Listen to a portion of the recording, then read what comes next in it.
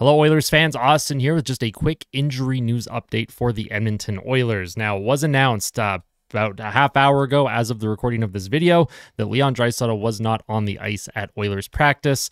So that's bad news. And if we're thinking about, what Chris Knobloch said last night, he said Draisaitl was dealing with cramping and equipment issues. Well, I don't think you're going to have equipment issues almost 24 hours later. And if you were dealing with cramping, I would imagine you would have been hydrated and full of fluids, and you would have been able to deal with that as well. So the cramping issue is probably a little bit more serious, and it's probably not just cramping. I'm sure there's something else underlying going on. I do not want to speculate on what could be going on with Leon Draisaitl. He still could play tomorrow. Chris Knobloch will likely provide an update after practice. As of the recording of this video, there is no update from the coach just yet, but make sure you're following credentialed Edmonton media members for the latest updates. Make sure you're following Jack Michaels, Bob Stauffer, Tony Brar, Ryan Rishaug, Jason Greger, like all these guys that cover the Oilers. They will have tweets and updates out as they come. Now, in slightly better news, Adam Henrique was at practice today. However, he was not part of the main practice group. He was in a full practice gear, so he was able to take hits, that sort of thing.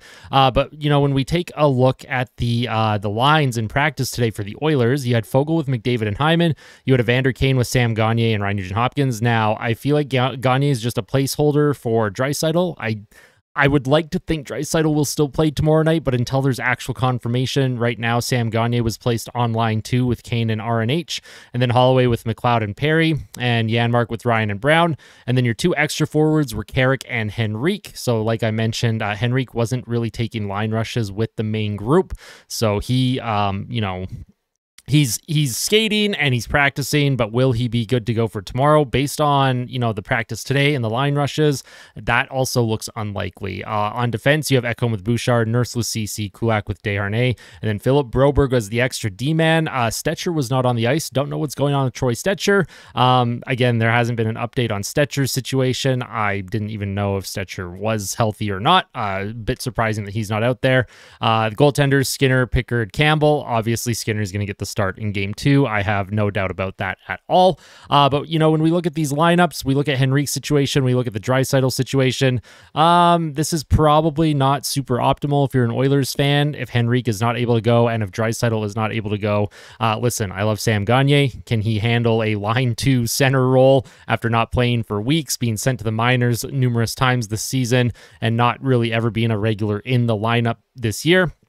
Maybe, he might have the adrenaline going. He might have some magic with Nugent-Hopkins and Evander Kane. You never know. We're going to find out, of course. So, if you want to keep updated on all the latest Oilers news, make sure you hit the like button. Make sure you hit subscribe if you're not already. And we'll see if Edmonton can find a way to bounce back against the Canucks. And we'll see if they will be able to have Draisaitl and Henrique in the lineup. If there is any kind of positive we can take from this, when Draisaitl in 2022 was dealing with his high ankle sprain, he didn't really practice regularly at all. He was usually off the ice on off days that playoff season just to deal with his high ankle sprain. And then, of course, he was able to play in the games against the Flames and, of course, the Colorado Avalanche. So hopefully whatever he's dealing with, hopefully the team is able to have this under control on off days and he's able to play on game days. Of course, tomorrow we'll know more. I will have a pregame report up tomorrow morning with probably a more official lineup discussion, and we'll see if Edmonton can bounce back in this series. And if they are